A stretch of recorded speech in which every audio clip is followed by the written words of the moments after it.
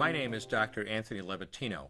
I'm a practicing obstetrician-gynecologist, and I performed over 1,200 abortions. Today I'm going to describe a first trimester medical abortion. This is a procedure in which the mother swallows pills in order to terminate her baby, and it is performed up to the 10th week of pregnancy. The procedure involves 2 steps. Step 1. At the abortion clinic or doctor's office, the woman takes pills which contain mifepristone, also called RU46. RU46 blocks the action of a hormone called progesterone. Progesterone is naturally produced in the mother's body to stabilize the lining of the uterus. When RU46 blocks progesterone, the lining of the mother's uterus breaks down, cutting off blood and nourishment to the baby, who then dies inside the mother's womb.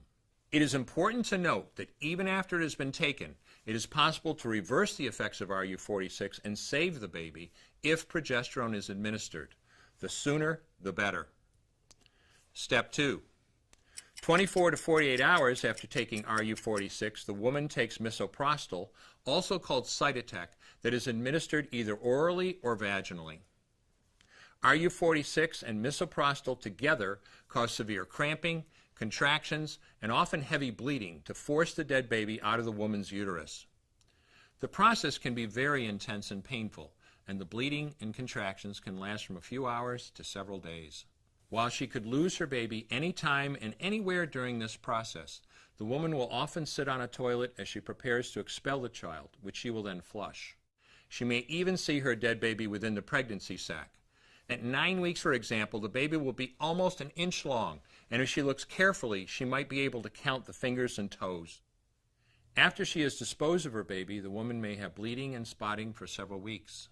Bleeding lasts, on average, 9 to 16 days. 8% of women bleed more than 30 days, and 1% require hospitalization because of heavy bleeding.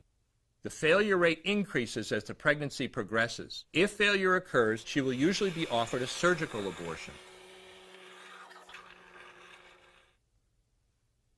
For the mother, medical abortion often causes abdominal pain, nausea, vomiting, diarrhea, headache, and heavy bleeding. Maternal deaths have occurred, most frequently due to infection and undiagnosed ectopic pregnancy. As I mentioned at the beginning, I'm Dr. Anthony Levatino, and in the early part of my career as an OBGYN, I performed over 1,200 abortions. One day, after completing one of those abortions, I looked at the remains of a preborn child whose life I had ended, and all I could see was someone's son or daughter. I came to realize that killing a baby at any stage of pregnancy for any reason is wrong. I want you to know today, no matter where you're at or what you've done, you can change. Make a decision today to protect the preborn. Thank you for your time. I will no longer do any more abortions. When you finally figure out that killing a baby that big for money is wrong, that it doesn't take you too long to figure out it doesn't matter if the baby is this big or this big or this big or maybe even this big, it's all the same. And I haven't done any since then, and I never will.